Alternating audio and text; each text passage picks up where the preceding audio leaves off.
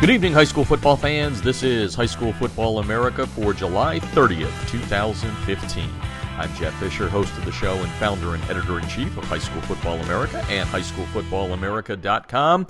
Well, it's finally here, folks. The season is officially underway with practice beginning on Monday in multiple states, and of course it will just grow, spread right across the country over the next week and a half, and we are excited to be right in the middle of it, and we'll get you all pumped up on Saturday morning, 3 o'clock Eastern, noon Pacific, when we release our preseason top 25. It's a combination of the algorithm, which you know we've been using for a couple of years, our proprietary algorithm.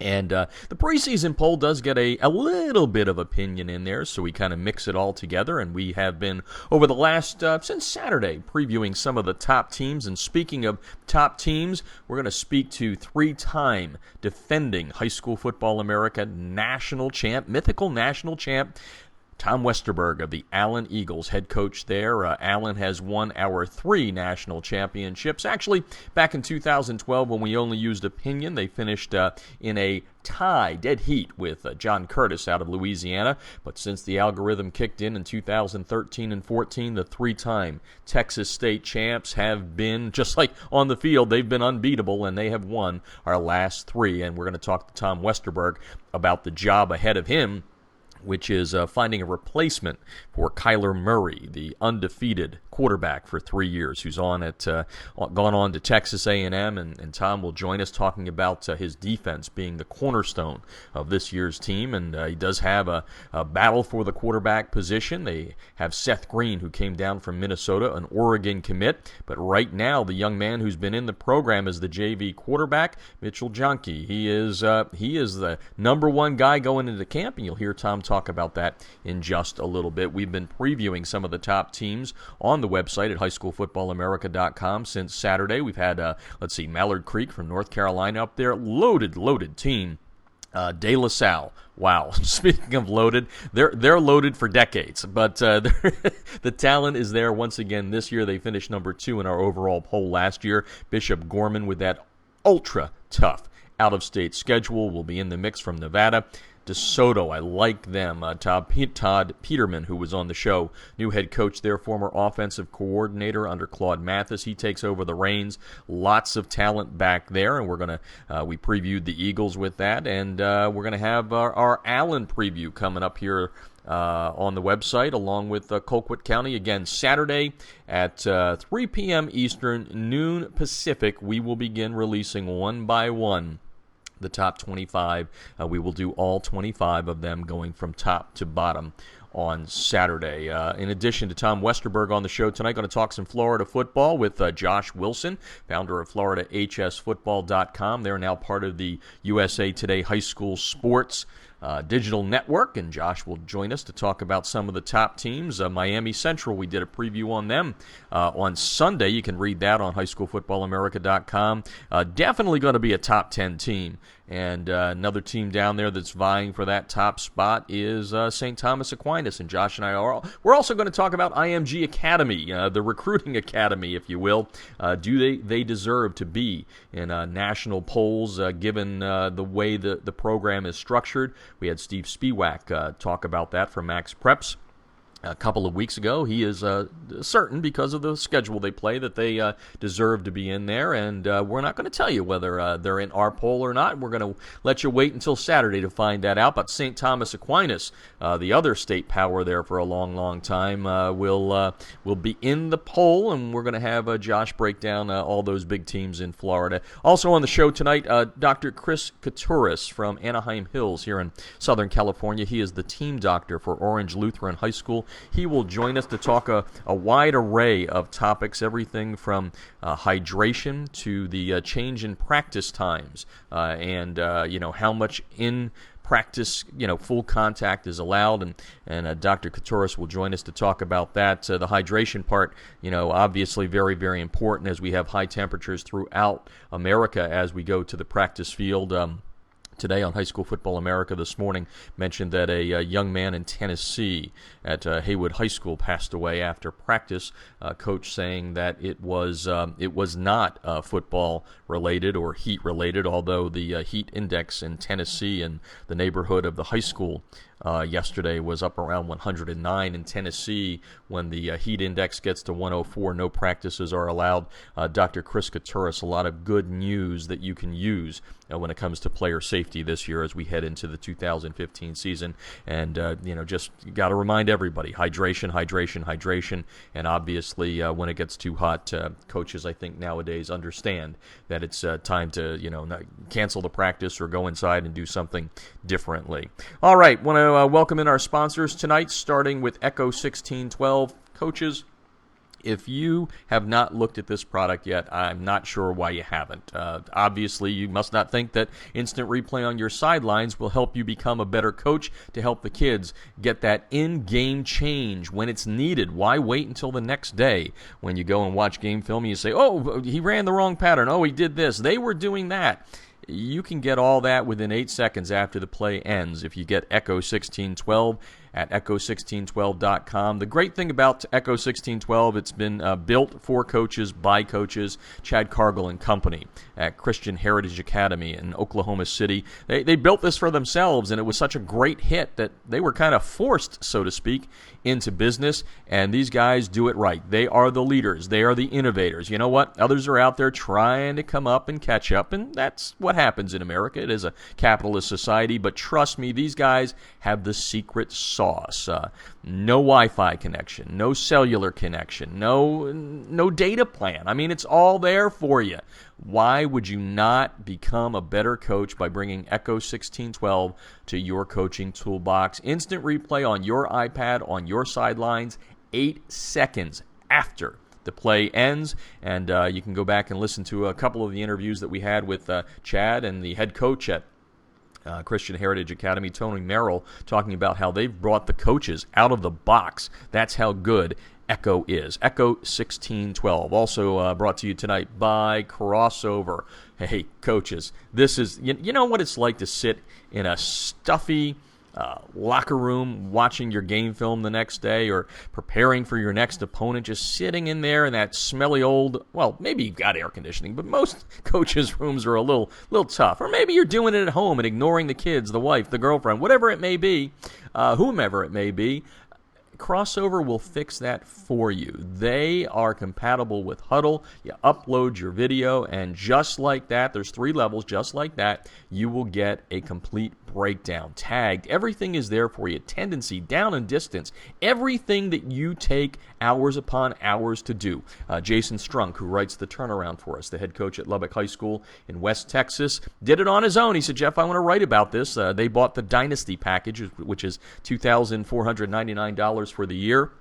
And what that's going to do in Texas for him when he counts out man hours and all that is it's going to save him $10,000 a year. Now, we know that, budgets are tight right now, but again, these are things that are going to give your program a distinct advantage. Just like Echo, Crossover does it. It's Crossover with a K, crossover.com/football, and we're going to have Ken Huffman on the show next week to talk about the latest rollout that occurs on Saturday, where everybody starts uploading their film. Crossover's got it. It's innovative. I've got a lot of friends around the country that have bought it, and it's after they checked it out. I just said, hey, let me know, how good is this stuff? And to a man, I get, this is the next generation. This is cutting edge. This will change the way you game plan for you. It doesn't take away your ability to game plan. It just gives you an advantage when you're doing it. And brought to you tonight by the good friends at Southern Sport. They've been with us for 3 years with the debris inhibitor razor, the TDI razor, keeping those pesky rubber pellets from field turf out of your shoes and saving you money as well. Why? Well, a lot of kids love to spat. We know spatting is basically all about show out there on the field, and with 23 great colors, the TDI razor can give you that great look of spatting without that high cost of tape, which at $4 a roll, it gets a little expensive, and you can get a discount on your order by going to TDI Razor. That's Razor with a U, R-A-Z-U-R, TDIRazor.com.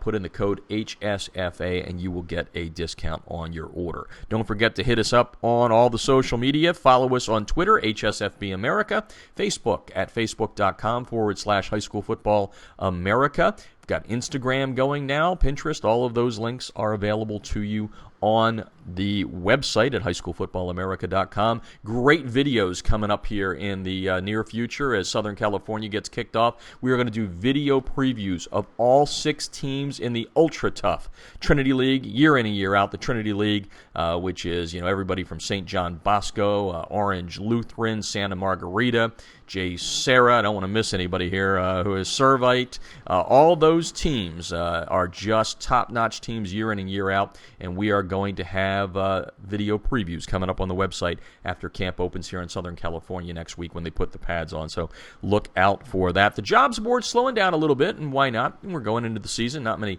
teams looking for coaches, but we're going to keep it rolling throughout the season. If you want to be listed on that, email me at jeff@highschoolfootballamerica.com, and we have our coaches job board for all sports at coachesjobboard.com. Also, we put up a lot of schedules so far. We'll continue to do so. 20 statewide schedules put up. Today we put up schedules from North Carolina at highschoolfootballamerica.com. So all you have to do is go to the website, and you can see coming from various sources, state organizations like today's came from carolinapreps.com, our good friend Chris Hughes there. So we're putting all that together, aggregating it for you so it's all in one spot, and you can follow all the news throughout the season in our state-by-state news section. It's real easy to use. High School Football America, the new design, getting great reviews, and we appreciate everyone that visits us, not once, not twice, but multiple times a day. All right, going to take a break. We've got a packed show. When we come back, Tom Westerberg, head coach of the 3-time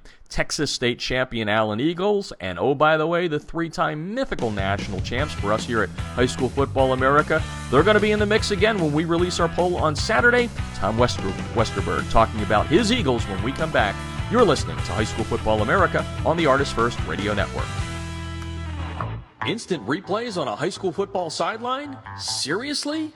Yes, the future is here with Echo 1612's Instant Replay Sideline System. Echo's cutting-edge technology was the first to the market 2 years ago. Echo delivers instant replay to your sideline on an iPad within seconds of a play being finished so that you can make tomorrow's coaching changes today. This NFHS-approved product may be the biggest change in high school football since the invention of the helmet. Coaches, you'll gain a competitive edge by adding Echo 1612's Instant Replay Sideline System to your coaching toolbox. How cool is this? The Echo Instant Replay Sideline System works with both your current booth and end zone cameras, plus, and this is an important point, Echo works without any cellular connection, data plans, or internet. The list of high school football programs using Echo 1612 system is growing daily, meaning your opponent may already have a game time advantage. You don't want to be left out, do you? The Echo 1612 advantage is simple. Echo plus an iPad equals instant replay on your sideline that improves your game planning. Seriously, you'll be making coaching adjustments in real time, not the day after. Except no copycats, Echo 1612 is the best on the market. Echo 1612's cutting-edge technology helps you make tomorrow's adjustments today. Learn more at echo1612.com.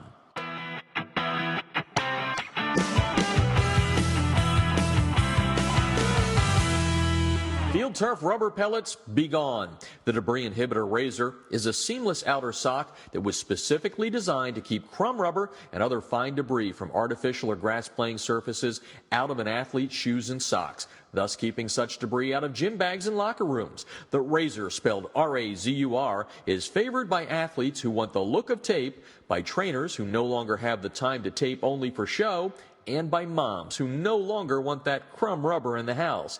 The Debris Inhibitor Razor is made in America. It's 70% nylon and 30% spandex, making it extra lightweight and very durable, and it's backed by a 1-year performance guarantee.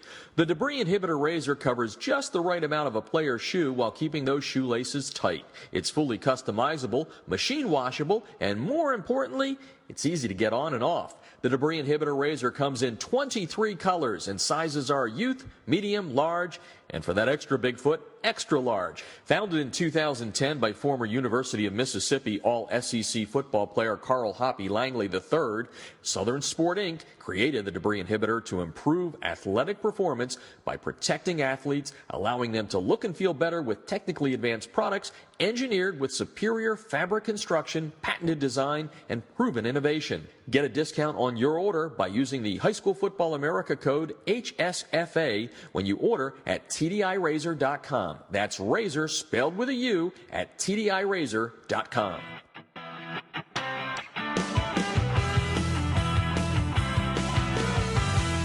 Listen up, football coaches. You need to check out a new scouting film solution called Crossover. That's Crossover with a K. Crossover Intelligence for Football gives you the edge you need to defeat your opponents. They not only break down and analyze scouting games for you, but they give you interactive tendency reports to diagnose your opponent's strengths and weaknesses. Crossover is your personal advanced scout, accessible from any mobile device or PC, and even integrates with your existing film platform like Huddle. Just transfer your scouting film from your existing video exchange service to the Crossover website, and in as little as 12 hours, your film will be completely indexed and tagged. Each play will become its own clip, allowing you to search the footage for anything you'd like. Their interactive down and distance reports will let you visualize your opponent's play calls in every situation or formation. Crossover Intelligence will give you the scouting edge you need to defeat your opponents. Go to crossover.com/football to sign up for a quick 5-minute demo to see how it can work for your team. That's Crossover with a K, crossover.com/football. This portion of High School Football America brought to you by Kellogg's Frosted Flakes. Tony the Tiger reminding all you dads out there, whenever you sit down with the kids and share your love and passion for the game of football, you do it with a bowl of Frosted Flakes. Well, the High School Football America Top 25 algorithm comes out on Saturday, and somewhere near the top again this year will be the team that has won 3 of our mythical national championships, the Allen Eagles under Coach Tom Westerberg, who has done an incredible job in his time there, a lifetime record of 134 wins, 16 losses. That's it. 3 mythical national championships, 4 state championships in the state of Texas, 3-time state champs coming into 2015, and Coach was with us in January talking about the excitement of number 3, and now he joins us today to talk about the thrill of going after number 4. Welcome to the show, Coach. Oh, appreciate it. Thanks for having me on. Yeah, well, let's kind of, pick up, albeit, 8 months later from our January conversation. But I remember one of the things you talked about was you were looking forward to your defense this year. But I think even before we get to that, the one thing that is back, aside from some starters on defense, is your stadium. How important is it to not be road warriors this year? Well, we're excited. We've got 8 home games, and the atmosphere at our stadium in Allen is second to none, and just being able to get in and play 8. We've got 8 home games, and so being able to and the biggest thing is being able to walk out and practice there. Mm-hmm. We were not only were we on the road for 16 games, we're on the road Monday, Tuesday, Wednesday, Thursday every day to practice because we had to go bus over to our old stadium to practice, and so. That's really that's a huge key, is just to be able to walk outside and practice. We get to do it a couple of times in the state championship week. We've got to practice in the stadium a couple, and boy, you really miss it. And so, just trying to get into August 28th when we open it up again. Played Denton Guyer, another huge game for us, and so there'll be 20,000 people there. It'll be fun. Nothing beats home cooking, as they say. Tom Westerberg on the line tonight on High School Football America, talking about the Eagles' 2015 style. And like I said, back in January when you were celebrating, you were saying, Jeff, I think that the defense is going to be the thing. Kyler Murray is gone. He's at Texas A&M, and you guys only, I think, started 1 senior last year in the state championship game. Let's get some of the names of the kids in here, and more importantly, before we get to that, how has the defense developed through spring ball and now getting ready for fall camp? Yeah, they've done an awesome job. Corey Kane, our D coordinator, has we had some rough games last year, but we settled down pretty good. And then, we started one senior because of some, we could have started a few more seniors, but because of injuries, we only started one at the state championship game. So once we get to rolling this fall, we switched from a 3-man front to a 4-man front, and we had to do quite a few different things to get the best personnel on the field. But looking forward to getting those guys out there. And you got Jalen Jones, who just committed yesterday to Ole Miss, kind of heading up the secondary back there for us, and will be a 3-year starter. And Dallas George was an outside linebacker for us. That was the MVP of the state championship game defensively. And just a number of other guys that we're looking forward to having out there on the field. Talking to Tom Westerberg tonight on High School Football America. The Allen Eagles heading into 2015 on a 43-game win streak, 3 straight state championships in Texas, 4 overall in Tom's reign there. And one of the things that I know you're proud of, and you've talked about this on a couple of shows with us, is the consistency in the coaching staff. And you lost your offensive coordinator to become a head coach in San Antonio, and Jeff Fleener, but you've got a guy there that you moved over into the OC spot that I think you know a little bit about, don't you? Your son. What's that like? That's right. That's right. Like? No, it's a lot of fun. It's a deal that that he's wanted to do for a long time, and he came over, been an OC for 5 years, and then came over to us last year as a JV coach, just to get into Allen and get into the right spot, and came over and was able to, when Coach Fleener left, was able to get in and move him over into the OC spot. And so once that's taken place, he's bringing some stuff that he's done, and so it's a fun deal. We're doing a lot of the same stuff, and then he's adding some other stuff to it. So it's fun. It's fun to get to work with him.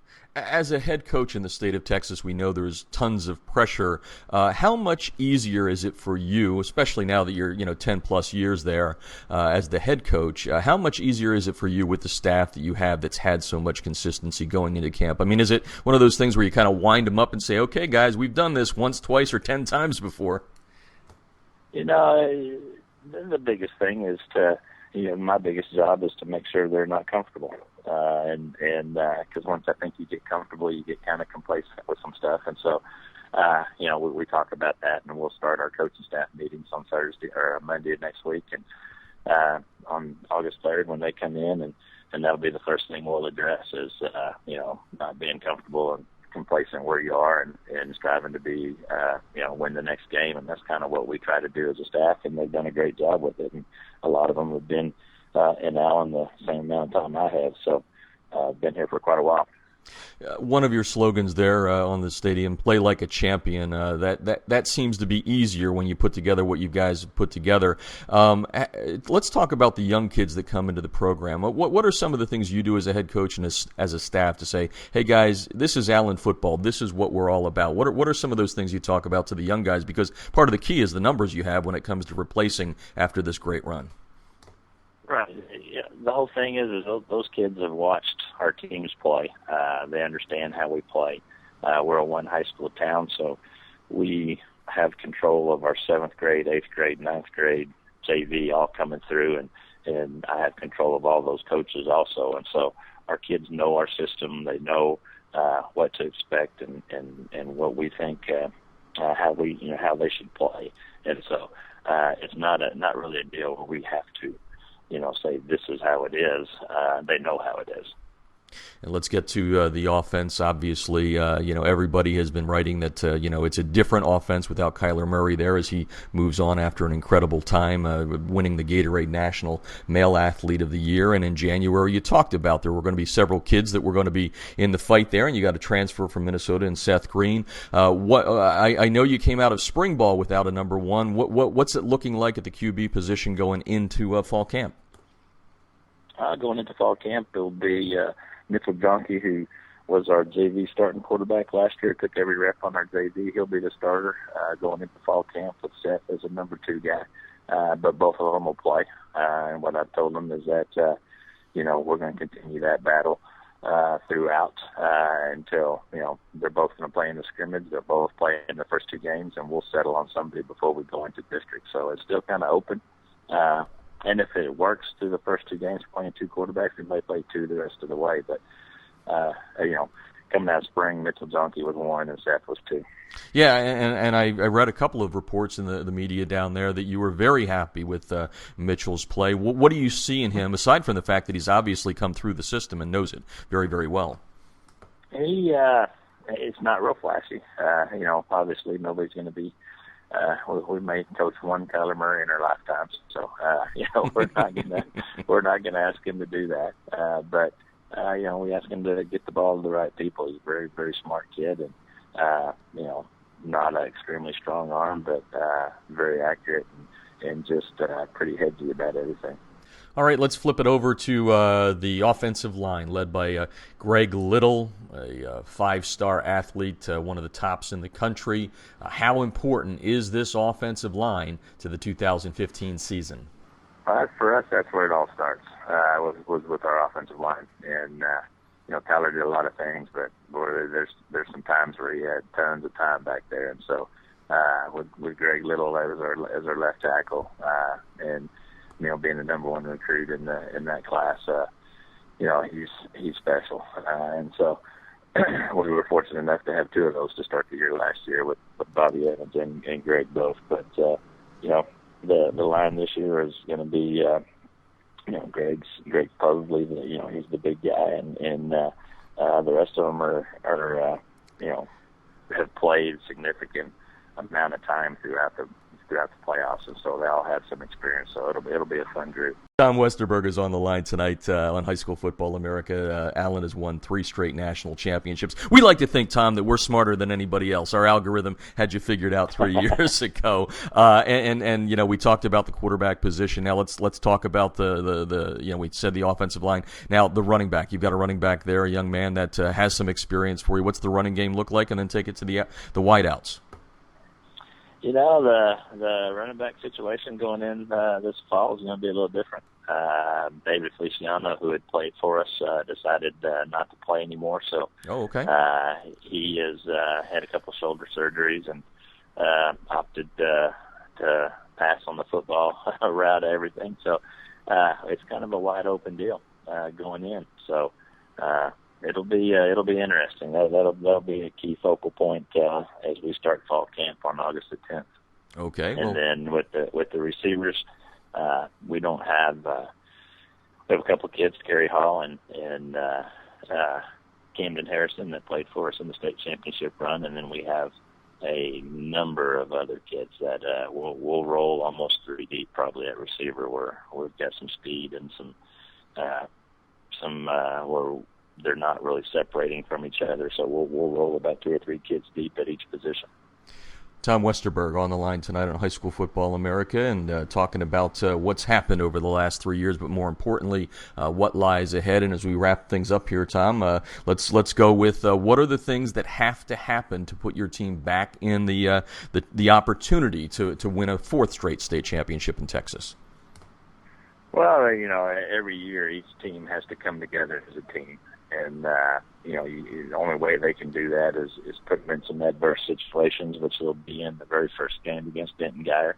And then we have a team coming in from Florida. And so it'll be interesting up front. We only have 2 non-district games, and we've got to come together pretty quick. We started that, and they're going through all that during the summer workout. Today's the last day of their workout session. And so it's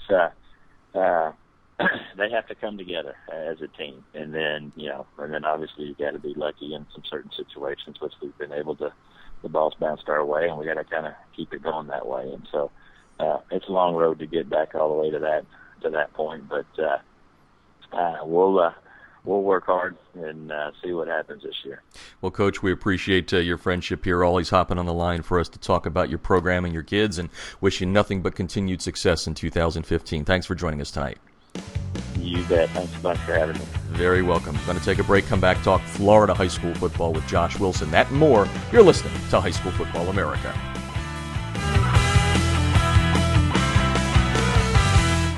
In Instant replays on a high school football sideline? Seriously? Yes, the future is here with Echo 1612's Instant Replay Sideline System. Echo's cutting-edge technology was the first to the market 2 years ago.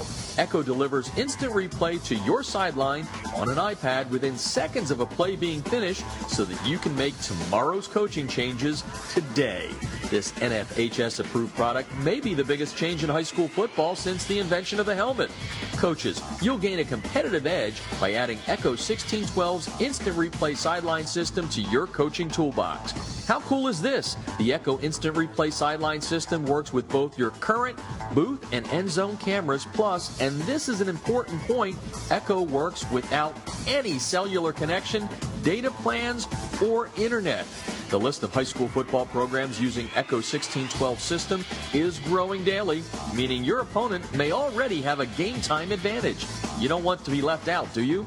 The Echo 1612 advantage is simple. Echo plus an iPad equals instant replay on your sideline that improves your game planning. Seriously, you'll be making coaching adjustments in real time, not the day after. Except no copycats, Echo 1612 is the best on the market. Echo 1612's cutting-edge technology helps you make tomorrow's adjustments today. Learn more at echo1612.com.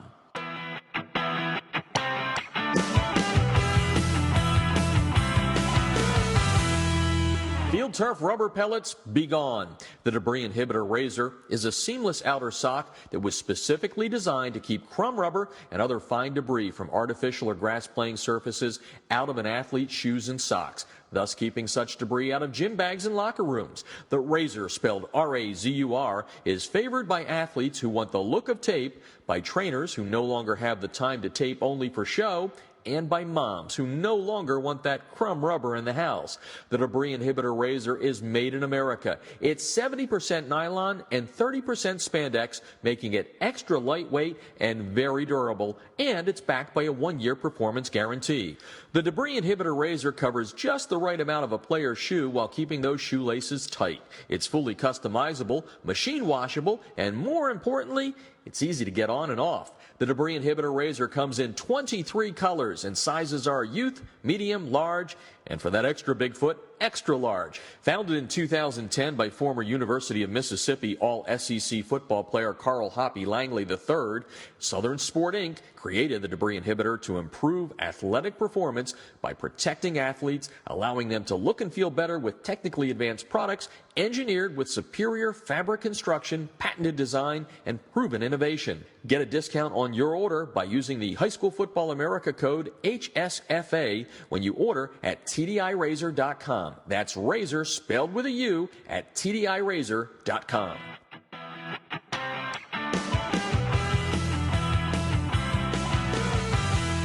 Listen up, football coaches. You need to check out a new scouting film solution called Crossover. That's Crossover with a K.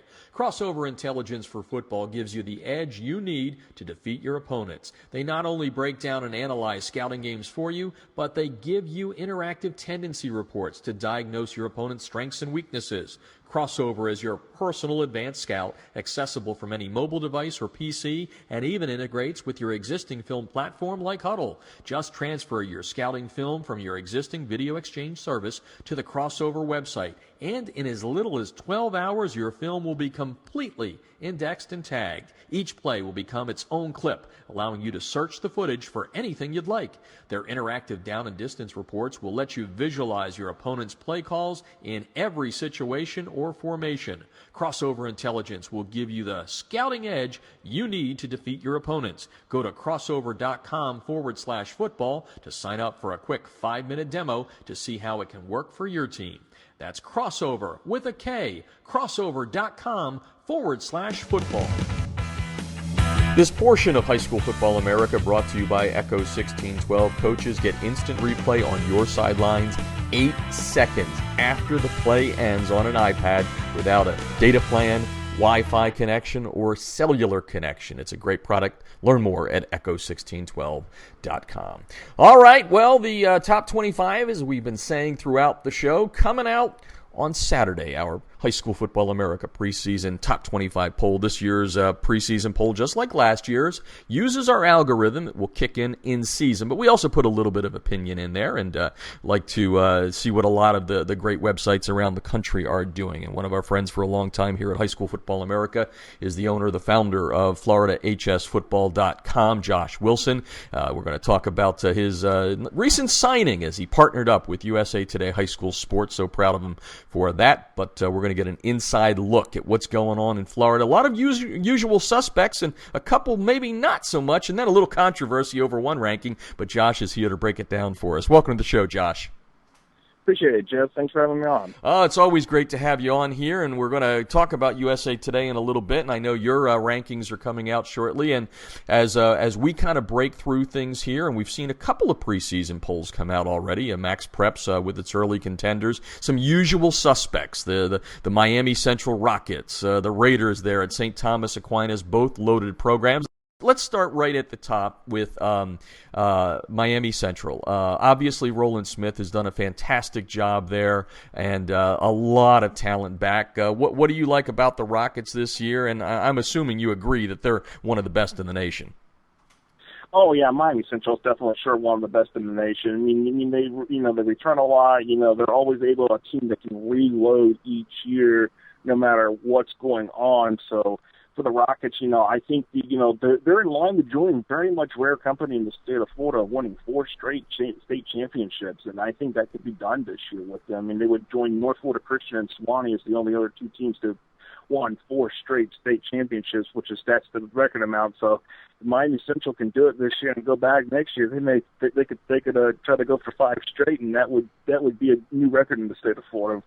And that last time that the one team that of those 2 teams that did that, North Florida Christian, that was right in the late 90s, early 2000s. So it's been a while.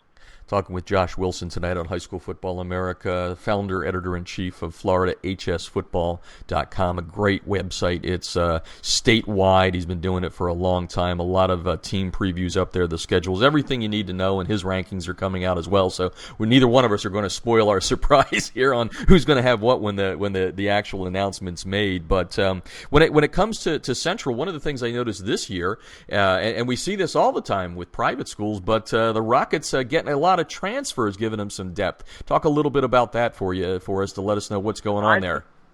I think some of it has to do with what's happened over at rival Booker T. Washington with the coaching change there for the 3rd straight year. The third different head coach for over there. I think there's been some changes there, which that's actually kind of led to some of that. And everybody's, the mentality is, well, they're winning championships, so I'm going to go play for a school that's winning championships.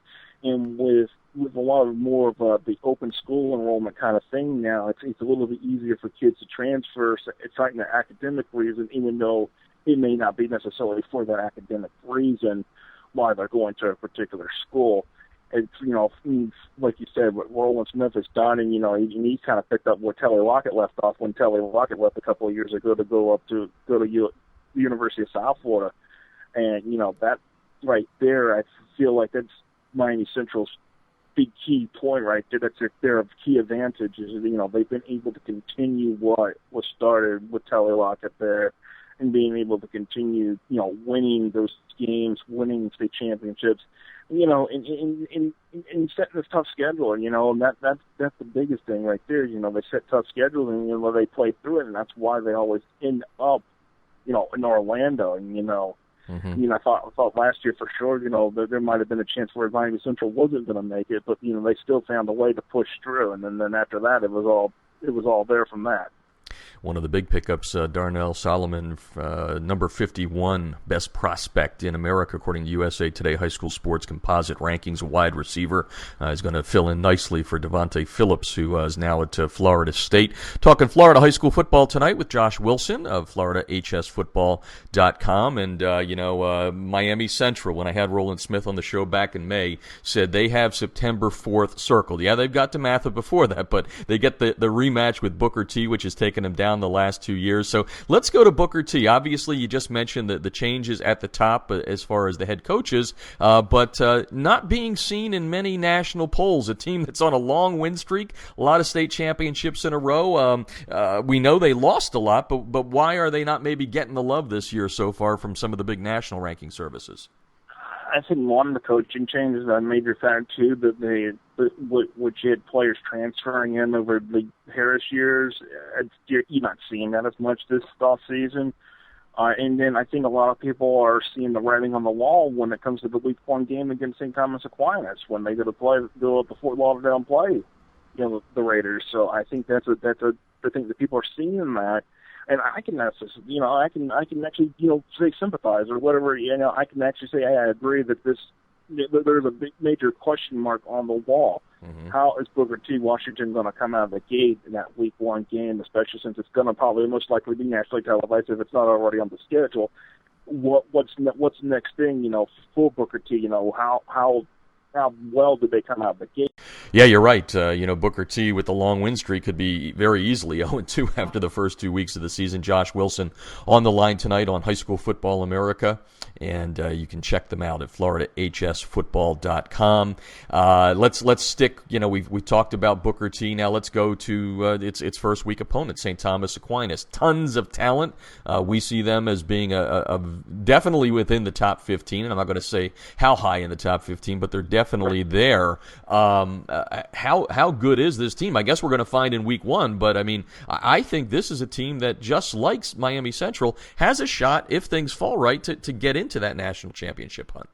Oh, well, definitely, sure. They've picked up some transfers. It's actually interesting. They've picked up a couple of key transfers over from Plantation American Heritage, which actually some of those players played under Roger Harriet when he was the head coach at University School a couple years ago. So it's kind of like the players are saying, hey, I'm going to go back and play for my old coach again, but he's over here at St. Thomas Aquinas. So, and I think that's the thing right there is the biggest pickup for St. Thomas Aquinas has not been any player. It's been their new head coach in Roger Harriet, who is an alum of that school. So, for the biggest thing for St. Thomas Aquinas is that, hey, is a coach that has already won a state championship at another school, has played for state championship teams under former head coach George Smith. That's the key ingredients for St. Thomas Aquinas, just to go ahead and come on out and win another one again. And I think that's the biggest thing right there is that it takes a lot. It's going to take a lot for any other team to want to try to bring St. Thomas Aquinas down. They're going to have to play almost a perfect game in order to basically beat the Raiders this year. And I don't think there's anybody I could say in the Class 7A bracket and the South bracket that I could see stopping them from making a run to Orlando again. There's just no way right now that I can pinpoint and say, hey, this team might have a chance actually to win against them this year. That's how good they're going to be. Yeah, I agree with you on that. FloridaHSFootball.com. On the line, Josh Wilson, the founder, editor-in-chief, tied in with USA Today High School Sports Now, that digital network that's being built. And let's get back to the little controversy you stirred up there over the weekend. You're getting ready to put out your rankings, and there's one team that's not going to be in there. And I've got to be honest with you, I've been wrestling with this. I brought it up to Steve Spiewak at Max Preps when I talked to him early in the year. Does IMG deserve to be ranked with its ability to recruit and all the other things we can go through? And I don't want to steal your thunder here, but you've decided not to. So let's talk about that and get your feelings on IMG and where it should be in rankings, where it shouldn't be, et cetera, et cetera. Well, I think the one thing that we've always had, and this is what we've held, the standard here in Florida, is that we don't rank independent teams, and IMG falls under the independent category of FHA teams, which is over 80 schools that are considered independent by the Florida High School Athletic Association. So we have to consider that. It's like if we take one team, which IMG is a member of, out of those 80 plus members, we start ranking them. We need to say, hey, we're going to start looking at the other 80 plus other teams that are going to be there, and that's this thing is that it's really not fair because we're saying, hey, if you're going to want to be ranked, you should be willing to put yourself in a district, which the case for IMG is that they're not allowed to be in a district because they do, acknowledge that they're recruiting outside the state of Florida, which I hate to say it that way, but that's this has been going over in the newspapers in their area. there's been some different pieces done over in the last couple of years, especially some that has been more recent in the last few months. And I think, for IMG itself, it's that when you're going to be able to go out and be able to pull in players from other parts of the country like that, and then you're pulling players obviously from the state of Florida. I think that makes it. The thing is like it's a different than when St. Thomas Aquinas is being able to pull players from a large area in their own region. Broward County, northern Miami-Dade areas, those particular areas. That's in my mind different than when you're going, hey, I'm pulling a player from California, I'm pulling a player from Georgia or wherever they're coming from. That's a difference maker right there, and I think that kind of. And another thing is that when you cannot get a school within a 100-mile radius of you to want to play you, that's another thing that says, hey, no one's trusting of you. Basically, they're kind of afraid. When Miramar and Cocoa are over 100 miles away, and they're the only two that actually say, hey, we'll actually agree to play you. That from inside Florida like that, and then I'll put Plantation American Heritage in that because for the kickoff classic, that sends some question marks right there, and I just feel like at this particular point, it's not in our best interest to do this when we see it from other fans. It's like, hey, they really are different. They're not really technically a high school like everybody else is on this list, and that's the difference. And I think some people don't see that. They think they're a normal high school when they're actually not. Yeah. When I'm looking at an Orlando Sun article about a player actually going to and then coming back to his home school because it was either too much and the football centric life was around the clock was too much, that tells you a few things right there.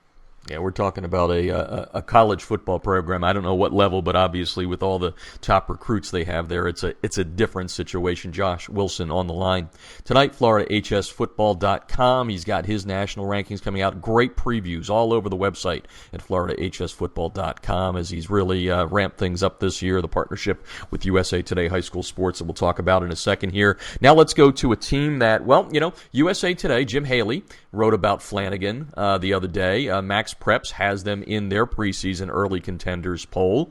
They've won a playoff game. Well, their first playoff game, I should say. Last year, they advanced deep in the 8A playoffs. But how does a team that kind of has only done that and has that sort, because we know tradition is big when it comes to top 25s and all that. How do they fall as high as they do? And do you agree with that? I mean, what's your thoughts?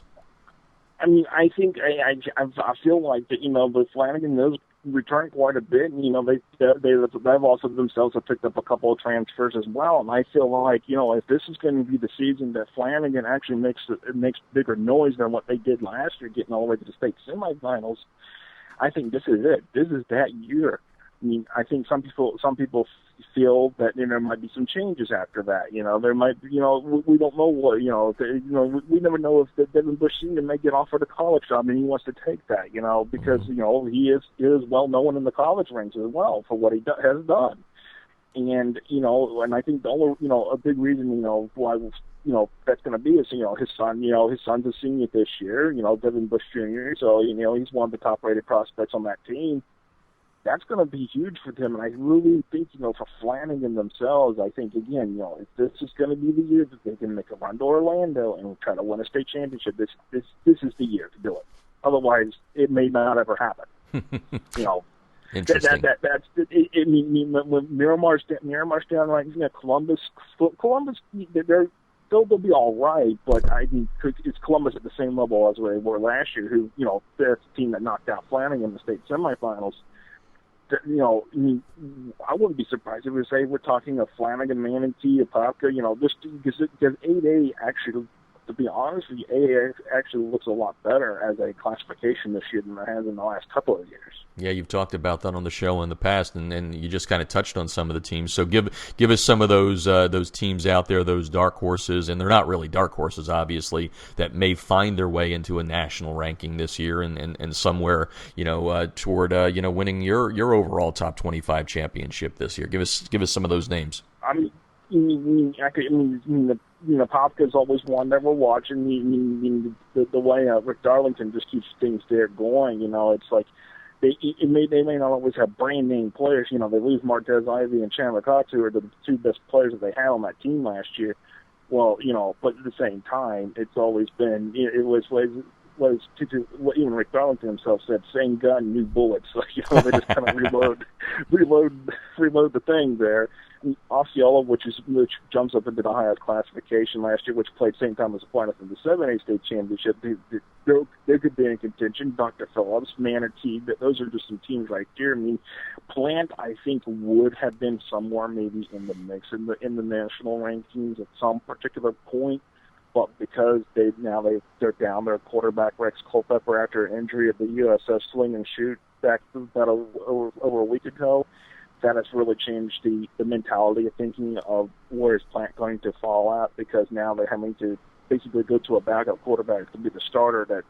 That's a key question mark for Plant now, and I think a major dark horse that's going to surprise people is Oakleaf, which is right just south of the Duval County line, in Clay County, which is right near Jacksonville. That team, they have picked up some key transfers over the summer. They've got some players already. You know, they've got some top athletes. I think they're going to make some noise. They made some noise last year, going undefeated in the undefeated regular season and making it all the way to the regional final for the first time ever in school history. So, I guess if you look at it, Oakleaf is kind of in the same area of dark horses like Flanagan would be. So I think there's another team right there. And 6A, I'll tell you what, 6A is just. I mean, that's a classification that I could say that there's a lot of teams there. I mean, some people have said, and I can believe it as well myself, Armwood.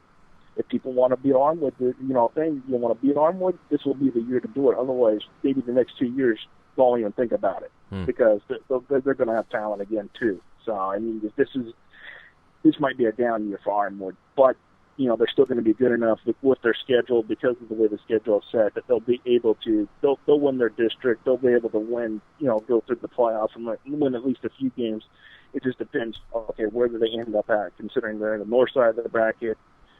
There's a lot of good teams on the north side of the bracket of 6A North, so that's going to be a question mark right there as to who wants to emerge out of 6A North to go compete with Miami Central out of 6A South, or possibly, hey, it might be Mainland, because that's another interesting thing, is that since Miami Central and Mainland are now in the same region of 6A South, they're going to meet in the regional final instead of the state semifinal for the next 4 years at least, if that's the way it goes. Interesting. So, yes, very much interesting. So, I mean, there's a lot. There's a lot of there's quite a few dark horses out there. I think it's a matter of how do they come out of the gate come the first couple of weeks of the season and see what happens from there. Josh Wilson on the line tonight on High School Football America, throwing down some Sunshine State football intel as we get the season off and rolling here with camps. And let's wrap up with what I mentioned at the top. Mentioned it a couple of times throughout the interview. A proud time for you earlier this year as you signed a partnership with USA Today High School Sports. Talk a little bit about that, what that does for you guys, and how it changes things. What are some of the things involved with it? Well, some of the things involved is like it's a content partnership. We exchange content basically, and we'll be carrying the top 25. Of course, we'll focus on the other top 25s or other national rankings that are out there as well. But if there's some content that sparks us from them, that they may have done on Florida, we can use that to promote them even further, and that they can have access to the content that we have that can. Basically, they can promote us even further. So it's kind of a win-win situation. And it's more, promotional, saying, hey, we're trying to expose, hey, we do a lot of things here. There may be things you may not see from us on their site because, hey, it may not be as much of a national interest. We're saying, hey, we've got stuff going on here with the high school football scene, and sometimes they have features like I said, seeing, where they're talking about like the top 25 previews that are of interest, and we kind of promote that as well, saying, hey, Flanagan's being considered, or St. Thomas Aquinas, or Miami Central. So those are some big things right there, with that as it being a content partnership. And, I think, also saying to tell people, saying, hey, we've got this relationship with USA Today High School Sports now. We're being nationally recognized at this particular point by a very well-known national media company. We're not just somebody anymore. We're up there on that level now. Yep, they're doing a great job as they're building it. I've had the chance to talk to Josh Barnett a lot, like what they're doing there, and congratulations on that, and look forward to seeing how your prognostication pans out here. So the last thing we have to ask, when does your big poll, the overall Florida State poll, come out? What's the target date? Well, we're doing the countdown of the top 25. So we started with top 25 on this past Monday. So that we're working our way up to number one. So the number one team will be revealed on the 20th of August, which is a Thursday, which is one day before most of all our preseason games and some games that are going to be played that are going to be out-of-state games that are going to count for teams on the record. So that'll be the day, and then right around that time we'll release all the classification rankings as well for all 8 classes in the state of Florida. All right, well, go get back to work. Thanks for taking the time out of your busy schedule to put this one in, and we appreciate it. We'll catch up with you throughout the year. Best of luck, and here's to having a great year in Florida, and I think you guys are going to have one. Take care, Josh. Appreciate it, Jeff. Thank you. Very welcome. Taking a break, coming back, talking safety as practice begins, do's and don'ts, hydration. What does it mean to have less tackling on the field? We're going to talk to Dr. Chris Koutures. When we come back, you're listening to High School Football America. Instant replays on a high school football sideline? Seriously? Yes, the future is here with Echo 1612's Instant Replay Sideline System. Echo's cutting-edge technology was the first to the market 2 years ago. Echo delivers instant replay to your sideline on an iPad within seconds of a play being finished so that you can make tomorrow's coaching changes today. This NFHS-approved product may be the biggest change in high school football since the invention of the helmet.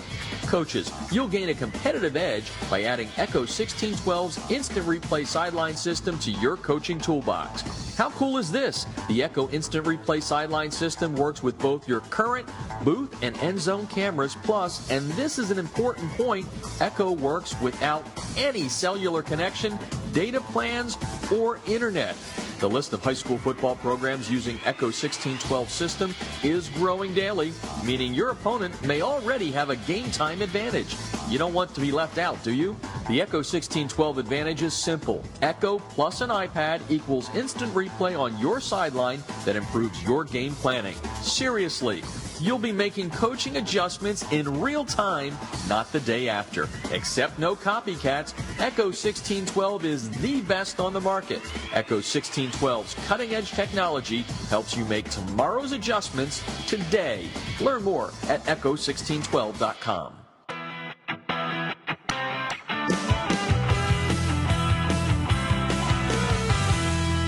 Field turf rubber pellets, be gone. The Debris Inhibitor Razor is a seamless outer sock that was specifically designed to keep crumb rubber and other fine debris from artificial or grass-playing surfaces out of an athlete's shoes and socks, thus keeping such debris out of gym bags and locker rooms. The Razor, spelled R-A-Z-U-R, is favored by athletes who want the look of tape, by trainers who no longer have the time to tape only for show, and by moms who no longer want that crumb rubber in the house. The Debris Inhibitor Razor is made in America. It's 70% nylon and 30% spandex, making it extra lightweight and very durable, and it's backed by a 1-year performance guarantee. The Debris Inhibitor Razor covers just the right amount of a player's shoe while keeping those shoelaces tight. It's fully customizable, machine washable, and more importantly, it's easy to get on and off. The Debris Inhibitor Razor comes in 23 colors, and sizes are youth, medium, large, and for that extra big foot, extra large. Founded in 2010 by former University of Mississippi All-SEC football player Carl Hoppy Langley III, Southern Sport Inc. created the Debris Inhibitor to improve athletic performance by protecting athletes, allowing them to look and feel better with technically advanced products engineered with superior fabric construction, patented design, and proven innovation. Get a discount on your order by using the High School Football America code HSFA when you order at TDIRazor.com. That's razor spelled with a U at TDIRazor.com.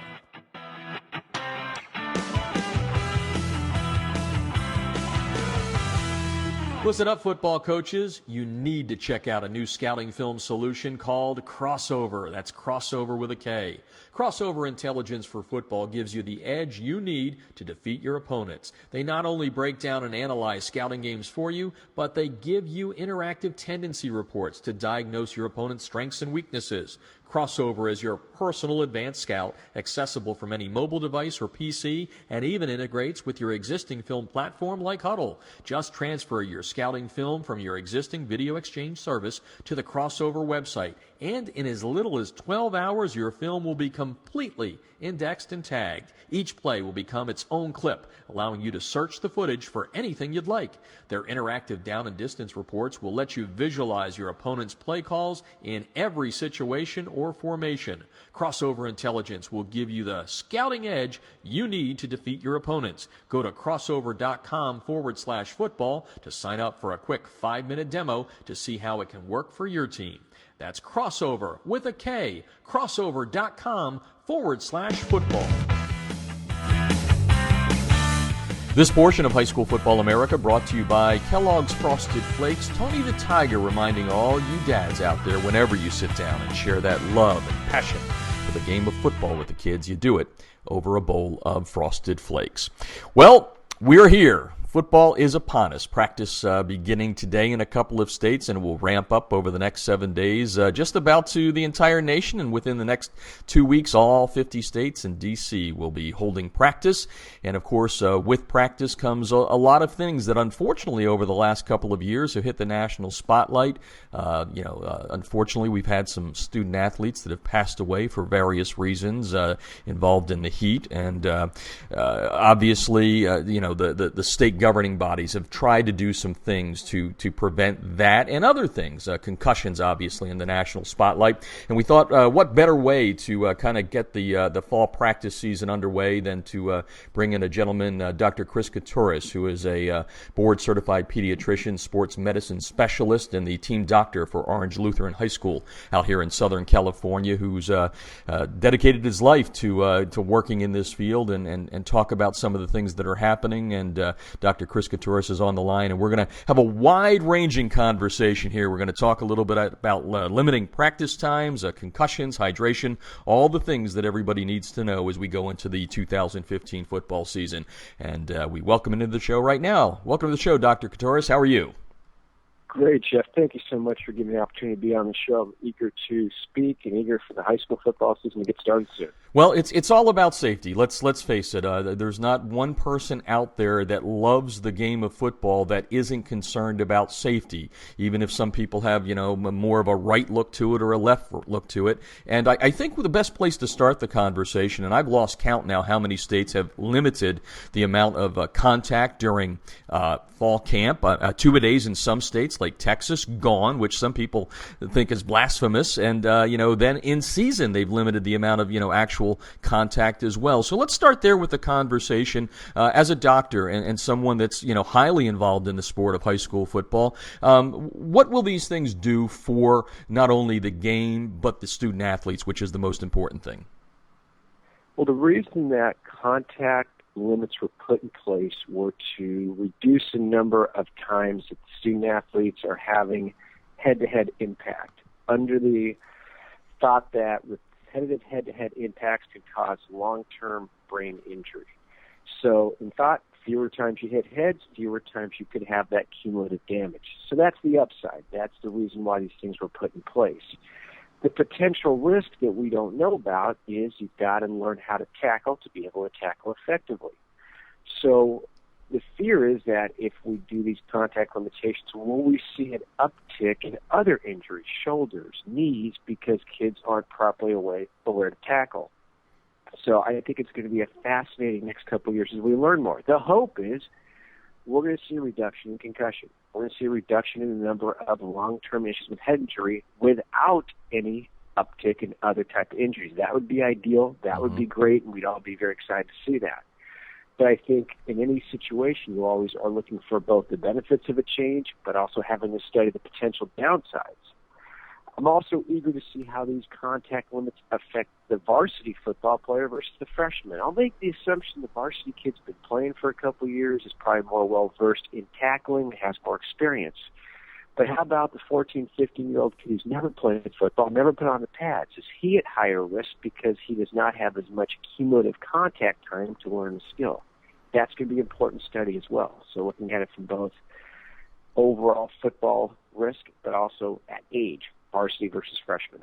It's such an interesting conversation. Dr. Chris Koutures is on the line, Anaheim Hills, California team doctor for Orange Lutheran in the very tough Trinity League, one of the best football leagues in America, year in and year out. We're going to talk a lot about practice safety. And one of the things a couple of weeks ago, I guess it's a couple of months ago now, I had a couple of gentlemen on from the U.S. Rugby Foundation talking about teaching rugby tackling techniques, how that can make the game safer. Of course, USA Football has its Heads Up program. Any thoughts on these two topics before we get into the actual helmets and that and how we can make them better? But what about the actual technique that's being taught or trying to be taught at this point? Do you like that kind of focus? Well, I think any time that we're teaching kids not to lead with the crown of the helmet, not to lead with the head, that's positive. And there's good data to show that reduces the risk of not only head injury, but neck injuries, serious spinal cord issues. So those things are all very valid.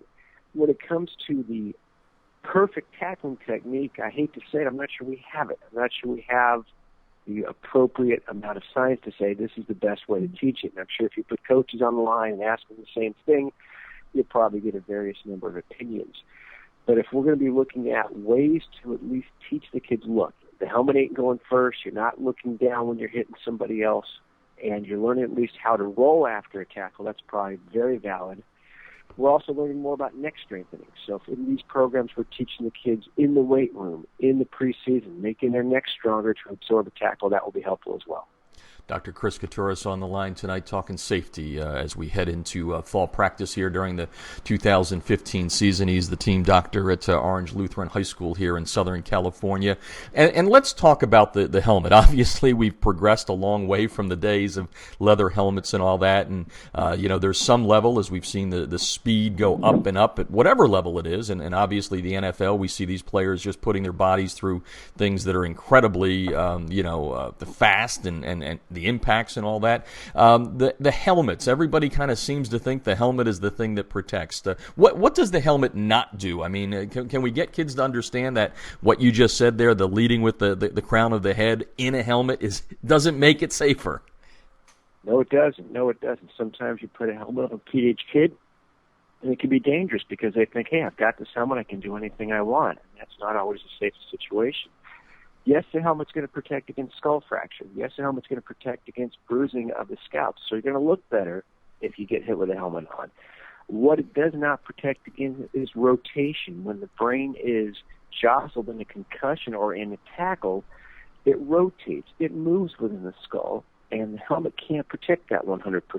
So there are limits to what a helmet can do. Again, it can protect against the skull being broken. It can protect against looking pretty bad from a bruise or a cut to the scalp, but in terms of that rotational thing, that can't be protected. So that's one thing we need to teach families, that no helmet is 100% protective, and just because you're wearing a helmet doesn't mean you're any more protected or you can do more dangerous tackling techniques. Talking to Dr. Chris Koutures from Southern California tonight on High School Football America. We're talking safety, talking a lot of things. Obviously, states have limited practice times, whether it's during the preseason and the in-season time. We're talking about concussions tonight. Let's talk a little bit about how you feel, especially as the staff doctor at Orange Lutheran. How do you feel coaches are adjusting to all of these things right now? I know, Chuck Peterson, who's the head coach at OLU, is one of the top coaches in the country. I love him to death. He's a great friend of ours here at High School Football America. But, we've got some guys out there that have been doing it one way for a long, long time, and then we have the new generation. How do you think the coaches are dealing with the new rules made to make the game safer? Well, I think there's probably a variety of responses, but I've heard coaches talk about needing to find ways to do non-contact teaching. If it's bag drills, if it's wrapping but not bringing down, they're having to learn to incorporate those type of activities into their teaching. I think the key thing is they're realizing that all of their peers are having to have the same limits. So when it's an even playing field, it's perceived that everybody's doing it the same way, that makes it feel a little bit better.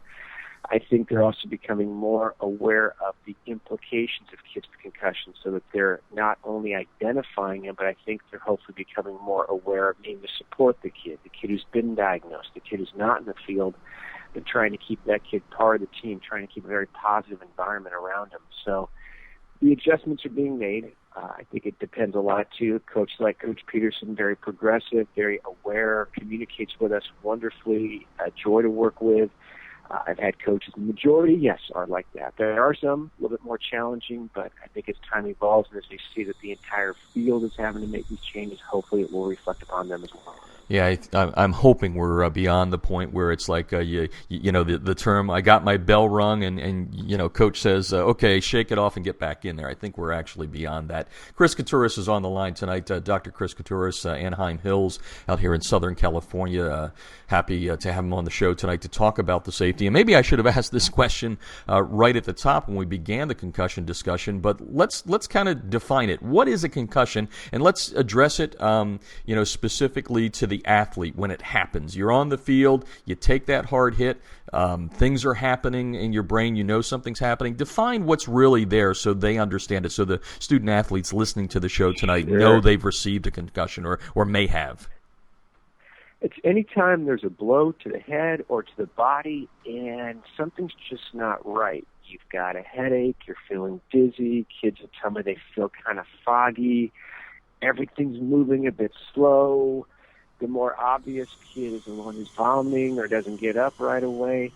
So we're going to call it any type of change in the way you act, you feel, or you think after you've, again, had a blow to the body. It may not just be a hit to the head. You may get hit real hard in the chest and a whiplash motion happens. In this day and age, we're telling kids, if any of those things come up, let people know. And I'm impressed. I've been doing high school football coverage now for 20 years. And, 20 years ago, you never knocked on a teammate. You never had a kid come up to you and go, hey, can you look at my center? He's not quite right. Mm-hmm. Today, that's changed. We'll have kids come up and say, hey, Doc, can you go look at this guy? Something's just not right about him. So I think kids are more aware of themselves, their teammates, and making us aware. And I think that is helpful to everybody. And I just encourage it. We'd rather take a look at a lot of kids and help make decisions sooner than later. Okay, and then from the athletic trainer standpoint, the team doctor standpoint, when you're there on the sidelines with your athletic trainer, what are the things, so parents understand, what are the things you're going through, talking to the kid about, looking for to decide whether or not he can go back in or not? We're going to be just looking at the kid from their general appearance, and that's where the athletic trainer is so valuable. They know these kids. They know their personalities. They know their on-field demeanor. They know how they carry themselves. And there's times where the kid will be coming off, and I'll get kind of an elbow in the ribs. Something's not right. That right there tells me something. In today's world, we have a very, very low threshold for removing a kid. So if there's any doubt, we're just going to say, look, son, the game's over. Let's have your helmet. Let's take a look. We may do a more involved evaluation, asking questions, doing a physical exam on the field, but the decision's pretty much been made. Let's slow you down. Let's pull you. I've been impressed with how many times the initial evaluation isn't that worrisome, but then the next 2, 4, 6, 24 hours, things have changed. So by taking the kid out, giving some time for things to evolve, they may get better, they may get worse, but at least we've protected them and we've started the return at that point. Talking with Dr. Chris Koutures tonight on High School Football America. He's a board-certified pediatrician and sports medicine specialist and the team doctor for Orange Lutheran High School out here in Southern California, talking about safety as we go into the 2015 get-ready time, fall camp, when things are hot and heated and all those other things. We're going to talk hydration here in a second, but let's talk about coming out of the concussion. A student athlete has received one. He's gone through the proper things that he's supposed to have done, sitting out and all those things, and now it's time to try and figure out if he's ready to return to the field. What are the things that parents should know that you guys are looking for before you say, yep, Johnny's able to go back out there and start butting heads again? We're going to look at the big picture. We're going to make sure that personality, he's back to his usual personality. We're going to be looking at his ability to do his academic work. Is he able to read? Is he able to get on the computer to do schoolwork? Is he back in the classroom? Is he, if not fully caught up, is he pretty close to being caught up academically? Is it taking the usual amount of time to do homework? Is he handling the multitasking, the switching of classes? Has he done any low-level physical activity, done some jogging, maybe some throwing and catching? So those are all the things we're going to look at. And oftentimes I'll sit there and I'll look at mom or dad and I'll say, is this your son? Is your son ready to go? and the parents will usually nod their head. But every so often, I'll get a phone call about an hour later after everybody's left the office. No, I'm not comfortable with my son being ready. Cool. And we're going to wait. So I want the parents as involved as anybody because they know their child. Once everybody in the room is comfortable, it's a return progression. So it starts with light activity, non-contact, non-impact, often individual. Then we go to a higher level of individual activity. Then it's non-contact drills, and it's contact drills, and it's a full practice. So it may take a good week or so to allow a kid to come back. But each of those steps, we're evaluating, we're reassessing, we're making sure that nothing's getting worse. Obviously, those steps are real important there for both sides of the ledger here. And obviously, kids are a little bit more go get it than the parents are, and the parents are obviously worried about that. So, talk about a child has received a concussion. You've gone through all the necessary steps, like you said, the light workout, the light contact, and you build them back up to get them back in there. What are the odds that a concussion can be received again, maybe in a quicker fashion because they've already received one? Is there any workup on that so people can understand that once the kid has kind of passed all those markers that you just talked about there, that hey, it's safe for him to go back out there on the field without worrying about it happening again because he just had one? There's some assumption of risk. There's some assumption of risk that we in the medical community take, the families take, that the coaches and athletes take. There is probably some statistically higher risk. If you've had a concussion, you're probably at higher risk for another one. There's definitely some new data telling us it's not just you're at higher risk for concussion, but you may be at higher risk for a bone or joint injury, maybe because subtly you're not moving as fast or you're not the same football playing speed. So there's some risk we take, and that's why we keep asking questions. Sometimes we'll watch kids that first game back, and we'll notice, boy, they're getting fatigued. So often I will ask if they're a two-way player, they not play two ways that first game. I let the coaches know, hey, he's going to be good, but by fourth quarter he might be pulling up on his pads and not being as quick, so you may be thinking about that in terms of his playing time. So there is some increased potential risk, and we bring that up to families and make sure that they're aware of what we know and don't know. There's a lot we're learning. There's a lot, we wish we had more information about. But yes, there's some theoretical increased risk after you've had one that you may get a second one.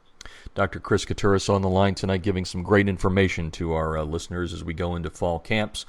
He is the team doctor at Orange Lutheran High School here in Southern California, and been doing this, as you heard, a long time, and has the kids' best interests at heart. Let's talk, before we go into hydration, let's talk about the student athlete. They've received the concussion. Now, what should they be doing to make sure that brain begins healing and gets them back on the road to getting back on the field?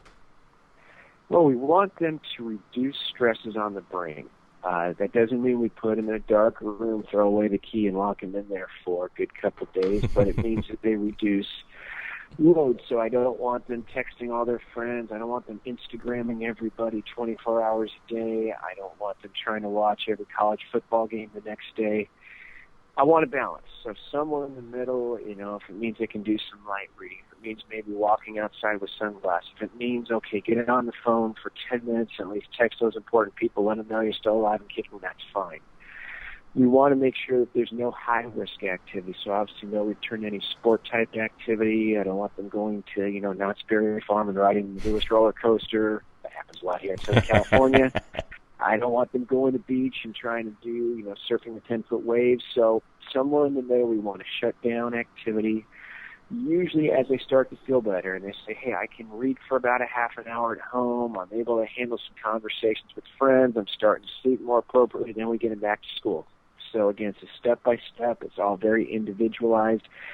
And when we sit down with each kid, we go over these things. We find out what works for them. Some kids, the high-achieving kids don't want to miss a second of school. We've got to negotiate there. Other kids are more than happy to get that do not go to school card. And sometimes you got to prod them a bit to get back. So it's individual, but again, it's not complete shutdown yet. You don't want to overload that healing brain.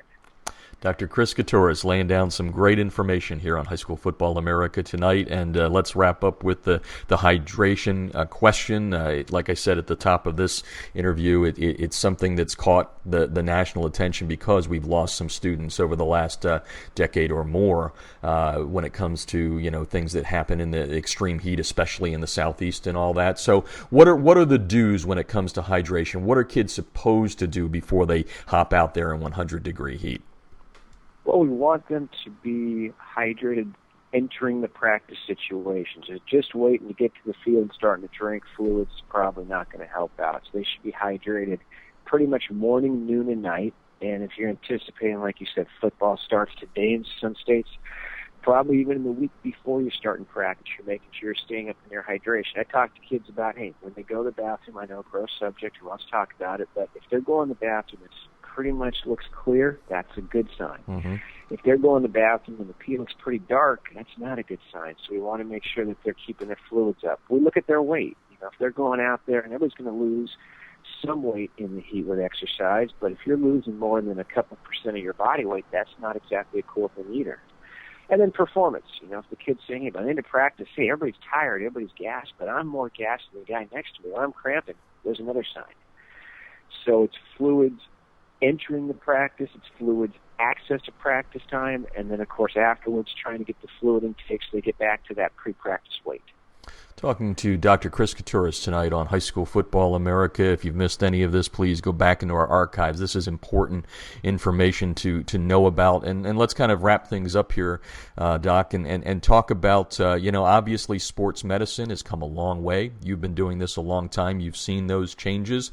What are some of the things that need to take place in your estimation as we continue to progress and make the sport safer and make sure that our student athletes are, first and foremost here, and it's not wins and losses? I think it's just a communication. Athlete to parent, athlete to medical staff, coaches, everybody's in on this. So the more that we can communicate, the more that we can share our concerns, that we make the families, the kids, everybody understand the big picture things. Obviously, there's a lot of emotion if an athlete has been asked to be removed, especially if we're moving towards the big rivalry game, the playoff coming up, senior year, all those things. But the more that we can communicate the long term, that, hey, I'm worried about you now when you're 17, but when you're 27, 37, just as important.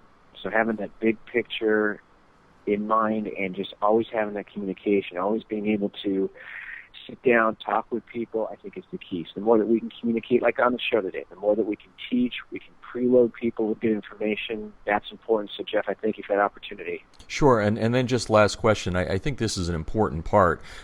Certainly steps are being made to make the game safer, to make sure that coaches understand what's happening to a kid, to make sure a kid understands what's happening to a kid and the parents and that whole thing. But I think there's a misnomer that 10 years from now we're going to have this fixed. This isn't something that's going to ever be fixed. We're always supposed to be progressing on this, right? We're never going to make the sport completely safe and make the athletes away from harm, right? No, we're never going to be able to say that you're going to walk on the football field and it's going to walk up 100% intact. No activity that we do for both organized sports or recreational activities are 100% risk-free. So we have to always balance the risks and benefits.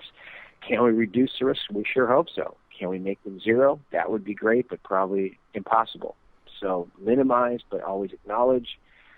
And as a family and a player steps on the field, we're going to do everything we can to make it as risk-free as possible, but there's still that risk going out there. Well, we appreciate your time tonight, Doc. It's been 20 minutes that could have gone on for probably 20 shows to kind of get through this, but it's very, very important that everybody kind of listens to what's going on out there, and you've done it in a really concise, great way.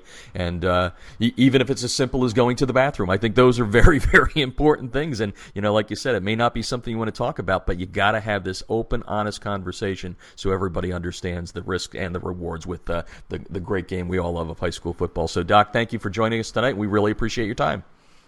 Well, thank you, Jeff. I appreciate the opportunity. Hope to do it again soon. Yep. Dr. Chris Koutures, Anaheim Hills, California, the team doctor at Orange Lutheran High School out here in Southern California. All right, that's going to do it for us. I want to thank Dr. Chris Koutures, along with our other guest, Tom Westerberg, head coach of Allen High School in Texas, three-time defending state champs there and three-time defending High School Football America national champs. Remember, the top 25 comes out 3 o'clock Eastern Time, noontime Pacific Time on Saturday, August the 1st. Check out all the previews of the teams in contention for the top spot at highschoolfootballamerica.com. Also want to thank Josh Wilson from Florida HS Football .com for joining us tonight. I want to thank Echo 1612. Go to echo1612.com. Get instant replay on your sidelines on your iPad 8 seconds after the game. The play is done. And also brought to you tonight by Crossover with a K. Crossover.com/football for a free demo.